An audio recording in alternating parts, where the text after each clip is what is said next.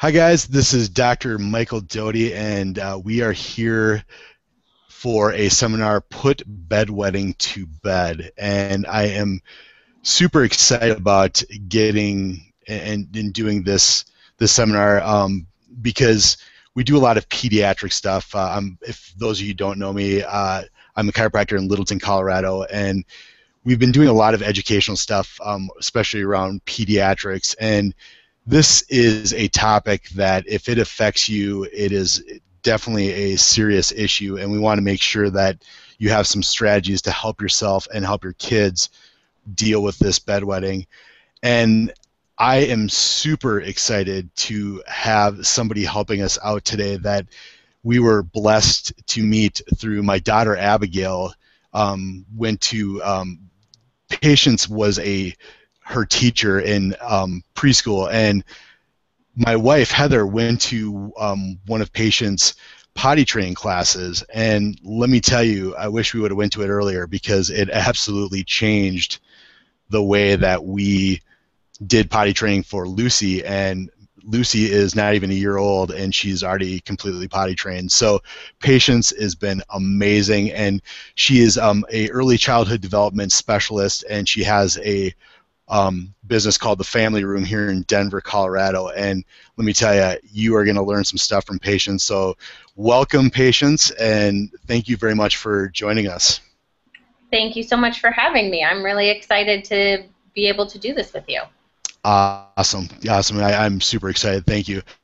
So we're going to get into, and I'm just going to kind of ask you some questions and again get your expertise around the problem of bedwetting with kids, and any information that you definitely can let us know. But obviously this can be a pretty universal problem. So tell me a little bit about what you know as far as the background of bedwetting and some of the symptoms that we see. Sure. So bedwetting is unfortunately very common problem in the United States. We don't really worry about bedwetting until children are really over 3. And then even then we give them some leeway because sometimes, you know, it's just a matter of development of size of the kid, size of their bladder, and gaining and making sure that all that control is in place. But, you know, children, there are millions of children in the U.S. who have this issue. And there's lots of different reasons why it can happen, but it's an involuntary response of releasing of the bladder during sleep. And it's not something that children do purposefully. It's something that is embarrassing and frustrating for both the child and the rest of the family. Yeah, that definitely makes a lot of sense, because I know that, you know, when you're, you know, you have this issue, it definitely can be really tough. Now, and I don't know about your experience, do you notice that this happens more with boys than girls, or is that something that I've also known? Is that true? So we do see it more often with boys, but that probably has more to do with the fact that we tend to wait longer to toilet train boys. Gotcha. There's a belief that they take longer, it's harder, and it's going to be more difficult and to wait. And so, yes, more boys tend to have bedwetting issues than girls do, but that isn't necessarily based on a biological difference between girls and boys, because there are plenty of girls who deal with this issue as well. So. Okay. Awesome. Yeah, that makes sense. That, you know, how we're actually, you know, doing the potty training, it definitely makes sense that would be the case. So now I've put up some commonly suggested solutions, you know, that we talk about as far as like waterproof sheets, alarm systems, and stuff. What have you found? Do these work, or what have you found as far as some of the solutions that you've seen out there? Yeah, so these really are common suggestions made to families who are dealing with this issue. So, you know, putting on leak-proof covers to protect the sheets, putting layers and layers of covers on the sheets, so that when there's accidents, you know, you can strip it down and get the kid back to sleep easily. Setting alarm systems so that you can go, you know, the child can be roused if they're not rousing and they're just asleep, very deeply asleep, which is causing the issue. Watches or alarms for older children to be reminded that they need to go. Avoiding too many fluids, especially toward the end of the day, to try to limit the need to go to the bathroom through the night. Those are the ones that are sort of most common given.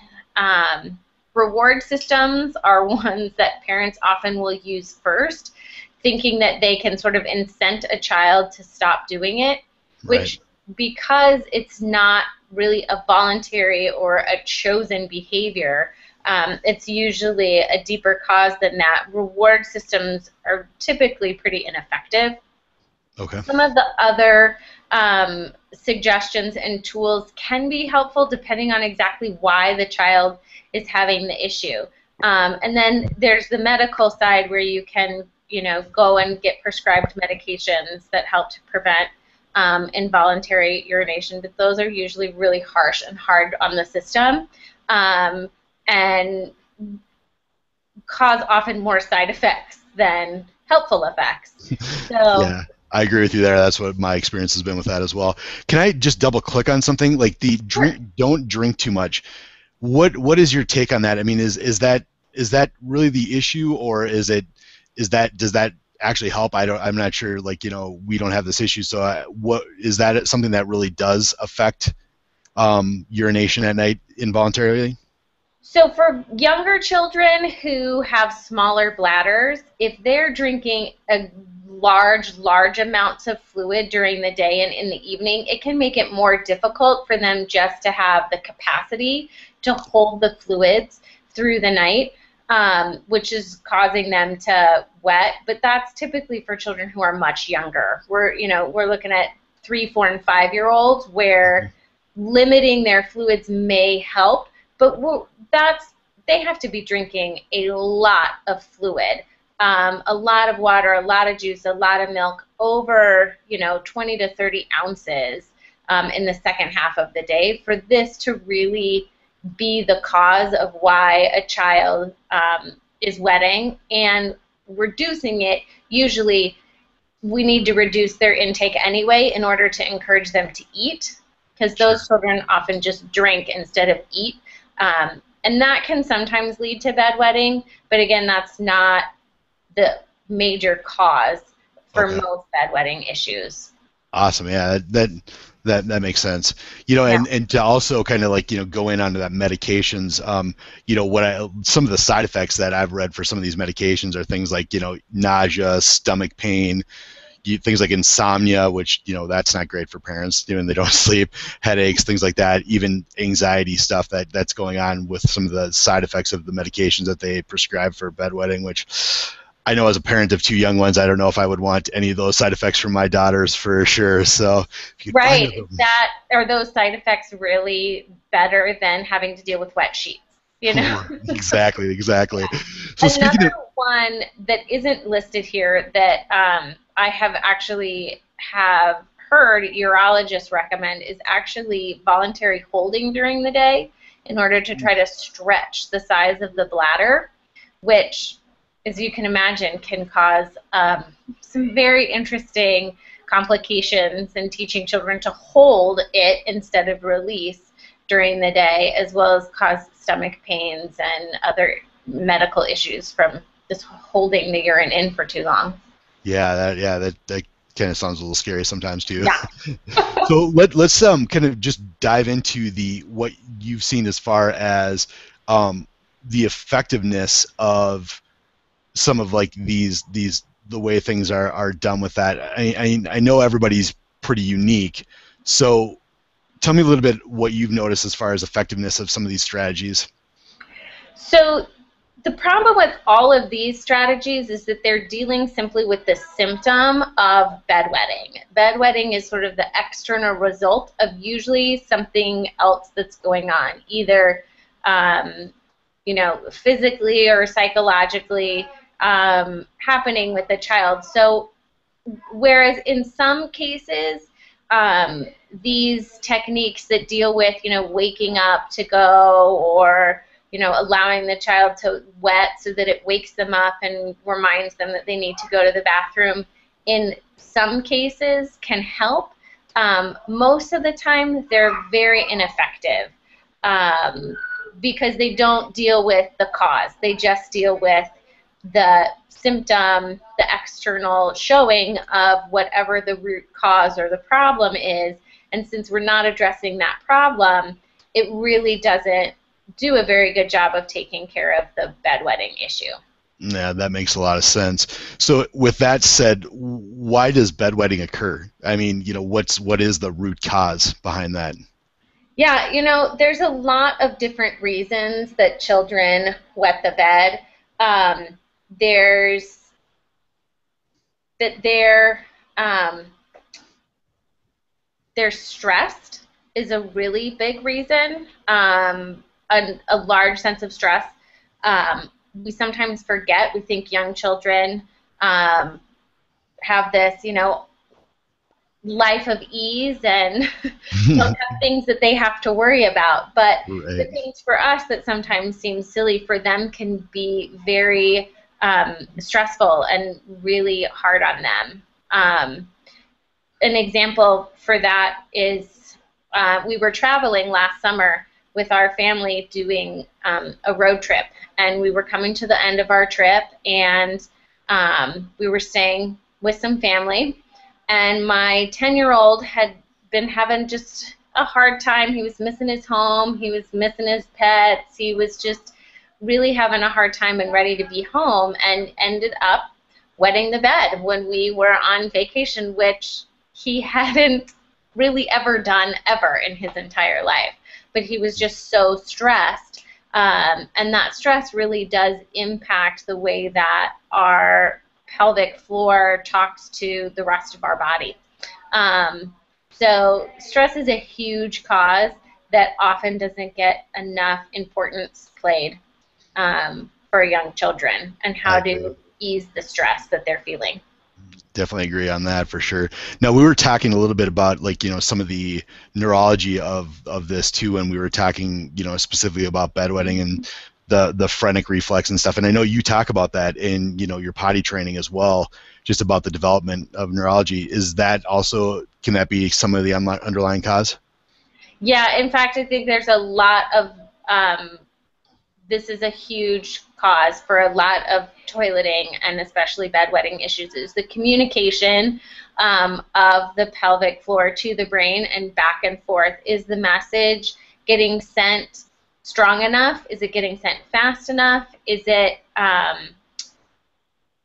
being sent back fast enough so that the child can hold it and respond based on what's going on with the nervous system in the body? And there's a lot of things that can happen just with the alignment of the body being out of place that can affect blood flow to that area, pinched nerves, all of those kinds of things can play a huge impact in the ability for the brain and the pelvic floor to talk to each other so that the releasing and holding can happen appropriately. Makes a lot of sense. Yeah, absolutely. And I know that you wanted to definitely stress that kids don't want to wet the bed, and I know that that is a big thing. Sometimes we have parents that come in and are so frustrated by this, but it really isn't the kids wanting to do this. Yeah, who wants to wet themselves? Most children have a huge amount of shame and guilt associated with it, and try their best to avoid it and feel awful and feel bad. And sometimes if we put it on them as if they're doing something wrong, then we can increase their stress, throw off their hormones, and sort of cause impact and compound the issue instead of make it better. Yeah, that makes that absolutely. Tell me a little bit about the impacted bowels. We talked a little bit about that too.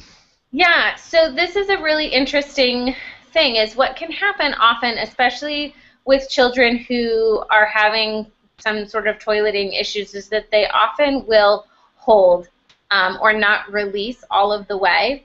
And so you can get backup in your bowel of just, poop residue that hasn't been able to pass completely. And as it accumulates and it grows, it does very interesting things inside the body that causes pressure on the bladder, which then makes it very difficult for a child not to have urination involuntarily.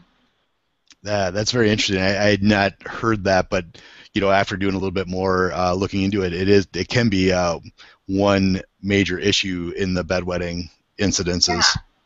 Yeah. That's really interesting. And we talk about subluxations, and I guess that's kind of my area of expertise, and that gets back into the neurology of it, the fact that that nervous system being the master system that controls and coordinates, for example, the bladder and the emptying and the all of the portions of what's going on with that, definitely is a major part that when there's some misalignment, and that's what I often find with kids is after running around, playing on the playground, falling down, learning to walk, all these things that cause the physical stresses along with the other stresses you were talking about definitely can cause misalignment and cause stress on those nerves, and then the organ, specifically the bladder, doesn't receive those signals that they need to do things properly. So that is the another thing that we see here at the clinic as well with why it does occur.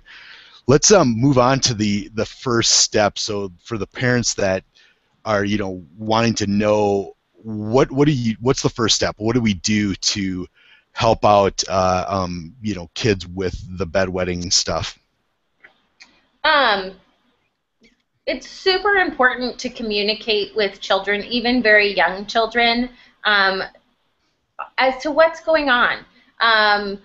Validate them where they are, how hard this must be for them, the difficulty that they're having, reduce their stress about it, take the blame off of them, really allow for them to have a place to talk about how they're feeling about it,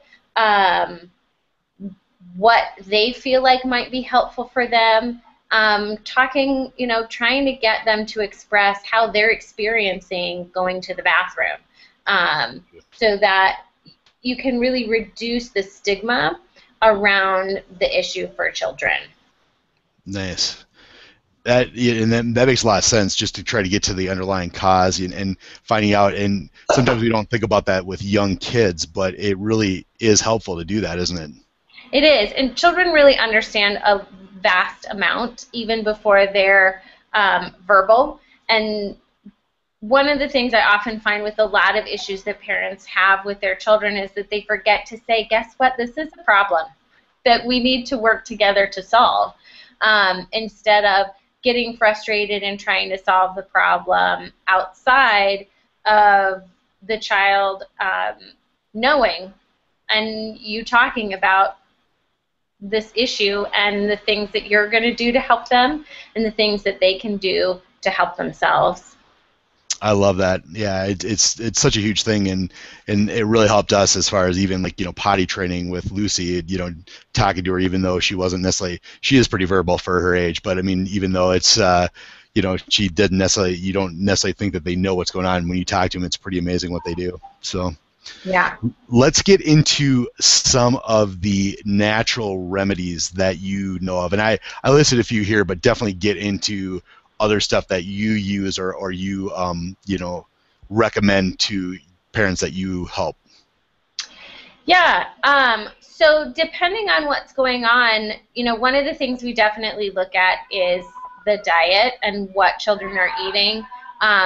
We tend to feed children very high carbohydrate diets, which can actually trigger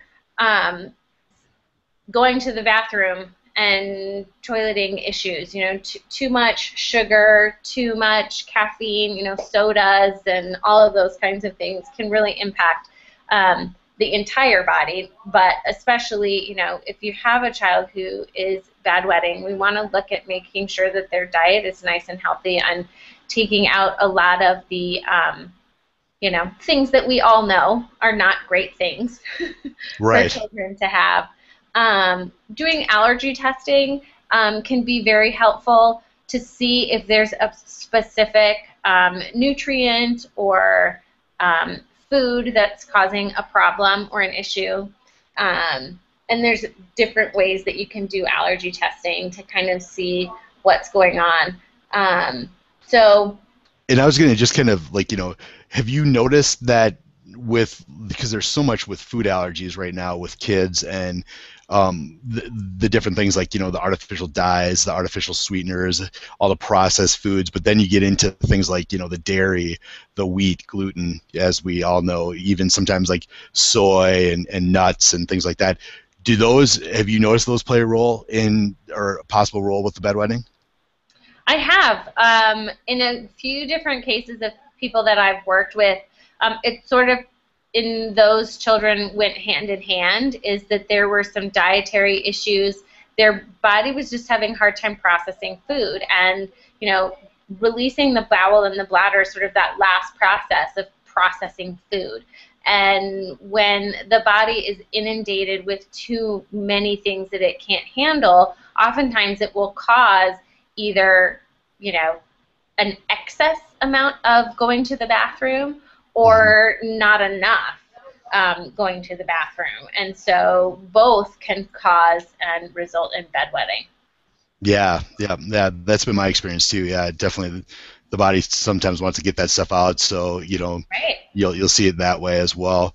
And now obviously with chiropractic care, that's where we kind of step in here with our clinic, and we know that what I've seen. And the interesting thing is, I had a young boy who came in who was having these issues, and it wasn't all the time, but there were definitely times. And obviously, when we look back at some of the underlying causes, the stress, like with your son and the situation on vacation, same thing happened. And during times of high stress, he would wet the bed. And so we went through and we checked him out and found out that there was some interference in the nerves that were in the lower back that go down to the bladder. So we did some pretty minor adjustments there, that we could help out to reconnect those nerves. And even during those high stress times after that, he didn't have the issue of wetting the bed. And let me tell you, for him, that was a huge thing because, as you said, you get that stigma going, and even things like sleepovers or times where you're traveling in the car and like fall asleep, or things that can kind of be stressful and scary because you're not sure if you're going to wet the bed. For him, when he knew he wasn't going to do that, it really made a huge difference. And the other thing too is when the body definitely is, when it's in alignment, not only are things going to function properly, but those hormone levels can normalize. And if it is a hormonal thing, that definitely helps out with the bedwetting, and that's another thing that we see quite a bit with the chiropractic care. And obviously, the benefit of that, as compared to medications, is guess what? No side effects.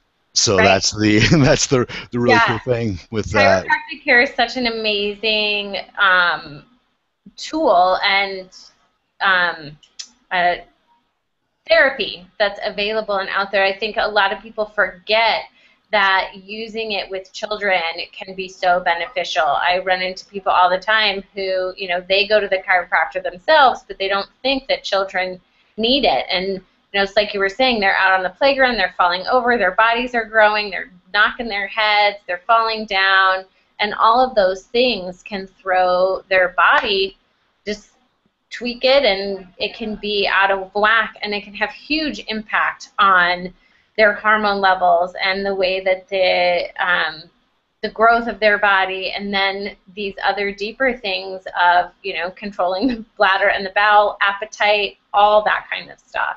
Yeah, it is amazing when you talk about that, because we have people who come in here all the time and they see me adjusting kids and they're like, "Why are you adjusting them? They don't have back pain, do they?" And it's kind of funny because it's not necessarily about back pain. It's about that growth. It's about the development. It's about hitting those genetic windows, that making sure that they develop absolutely properly so they can do everything that they need to do to grow up to be, at maximum potential. So yeah, I appreciate you saying that, because it is really true that people just don't even think about their kids in chiropractic. And obviously I'm pretty blessed that I can adjust my girls, and it's just amazing to see how they grow up, and the kids that we see in here, how amazing it is when they're growing at full potential. So is there any other natural remedies that you can think of that we might want, like, people might want to check into? I've been thinking about that, and really the big thing is looking at how to reduce psychological and hormonal issues, and those almost all come back to the same thing of diet. The other thing that really can make a big difference that I noticed is activity level. So we all know that we need to get up and move, and that we are a more sedentary society than we've ever been before, but children especially need to be active and moving. And the more that we move, the more that the blood can flow properly to all of our organs and to run. And it is definitely, there seems to be a little bit of a correlation between children who are having bedwetting issues and children who are not getting enough exercise. Awesome. Yeah, I agree 100% with you that activity is such a huge thing. The kids need to be active and getting out there and playing, and not, sitting around watching TV all the time and doing things like that. So that's awesome. That's awesome. Well, great, amazing stuff. That I really appreciate all of your insights, because like I tell you, I mean, you've done amazing things for us, and I know that you've done amazing things in educating other people with the potty training stuff. Do you have any stuff coming up that you want to talk about? So my next potty training class is in August, and I'm just double checking on the date there. But if they want to find out more information about the family room, how do they find that out? Yeah, so you can visit the Family Room website, which is www.thefamilyroomdenver.com, and go to our schedules page. You can also visit my personal website, which is patiencebleskin.com, and find all the information there. So we've got my next potty training class I'm teaching is not on my schedule. I think it's the 12th or the 19th of August. Awesome. So they can just go to the website and find out that information. Yeah, the dates are on there. Mm-hmm. Well, hey, I really, really appreciate all the information that you gave us, and I'm super excited, and I hope that we can talk to you down the road again. If as far as some of the other stuff, maybe we'll try to get into something about potty training as well, because you're a master at that. Let me tell you, it's very amazing.